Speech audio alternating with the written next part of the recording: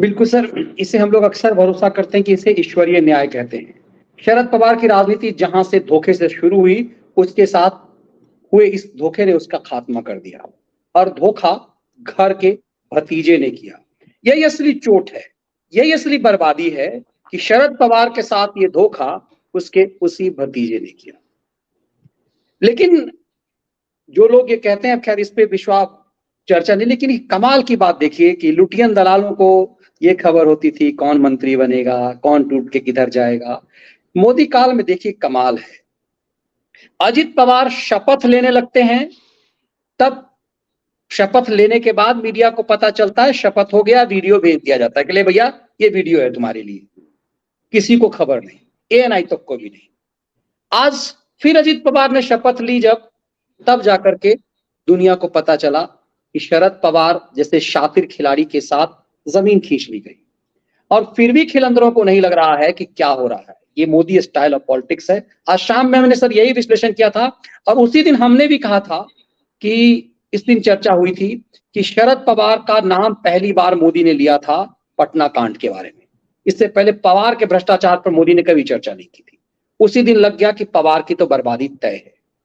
लेकिन शरद पवार के साथ मोदी ने ऐसा किया क्यों? जिस शरद पवार को उन्होंने पद्म भूषण विभूषण दिलवाया, जिस शरद पवार को उन्होंने बेस्ट सांसद बनाया, जिस शरद पवार को उन्होंने कहा कि राजनीतिक गुरु हैं ये, ऐसे शरद पवार के साथ जिस शरद पवार को इतना सम्मान भारतीय राजनीति में किसी ने नहीं दिया जितना नरेंद्र मोदी ने दिया, फिर उस शरद पवार के साथ मोदी ने ऐसा क्यों किया? नहीं, वही कारण है मनीष जी। देखिए, जो विस्तार से उस दिन चर्चा नहीं हो पाई थी कि 20 नवंबर को जब शरद पवार और नरेंद्र मोदी बैठे थे तो वो शपथ ग्रहण की योजना वही फाइनल हुई थी। ये तय हो गया था कि ठीक है, एनसीपी के साथ भाजपा की सरकार बनेगी और ये यस करके निकला था उस कमरे से और बाहर आके इसने किसान निशान वाली बात की और उसके बाद पूरा घटनाक्रम उसको दोहराना क्या कि किस तरह शपथ हुई और बाद में तो थू उसमें देवेंद्र फडणवीस की थोड़ी हुई थी, उसमें बेइज्जती देश के प्रधानमंत्री की हुई थी। और इसीलिए उसमें समझिए आप कि जैसे ही शपथ ली थी देवेंद्र फडणवीस ने, 15 मिनट के अंदर प्रधानमंत्री मोदी ने बाकायदा ट्वीट करके उनको बधाई दे दी थी। जबकि इससे पहले जब येदियुरप्पा का कर्नाटक में हुआ था तो प्रधानमंत्री ने बधाई देने से अपने आप को रोका था, नहीं दी थी उन्होंने। यहाँ पर वो निश्चिंत है क्योंकि उनकी बात शरद पवार से तो ये दगा था, ये विश्वासघात था जिसकी वो कल्पना नहीं कर सकते थे कि मनीष जी वो अच्छाई बुराई और भ्रष्ट और छोड़ दीजिए, लेकिन शरद पवार का एक कद है भारतीय राजनीति में और खासकर महाराष्ट्र की राजनीति में तो बहुत बड़ा कद है। कोई शरद पवार के बराबर कद का कोई नेता ही नहीं था। तो वो उस टाइप का आदमी जो अकेले बैठ के कोई वादा करके जाता है तो विश्वास किया जाता है उसके ऊपर, और वो नरेंद्र मोदी ने विश्वास किया था। आप क्या दर्शक देख रहे हो, वो क्या समझते हैं कि देवेंद्र फडणवीस ने अकेले सेटिंग करके शपथ ले ली थी? ऐसा हो ही नहीं सकता। देवेंद्र फडणवीस को भी दिल्ली से हरी झंडी थी, तभी देवेंद्र फडणवीस आगे बढ़े तो शरद पवार के साथ जाके शपथ हुई।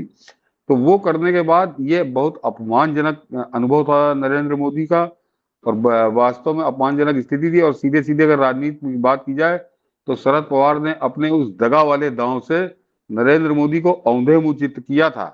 कोई कुछ सफाई देने के लिए था नहीं भाजपा के पास, जैसे तैसे इज्जत बची थी। तो वो करने के बाद वो मनीष जी मेरी पोस्ट है, मैं लिंक डालूंगा ट्विटर पे, मैंने उस पर लिखा था कि शरद पवार ने आज विश्वास की जो उच्च स्तरीय राजनीति होती है उसमें विश्वास की सबसे अनमोल पूंजी जो होती है वो आज गंवा दी। अब शरद पवार के पास वो पूंजी बची नहीं, कोई बात का विश्वास करेगा नहीं। और वही हुआ कि वो जो बदला लिया है तो नरेंद्र मोदी बदला फिर वो एक बहुत तगड़ा लेते हैं और ये दो उदाहरण आपके सामने हैं।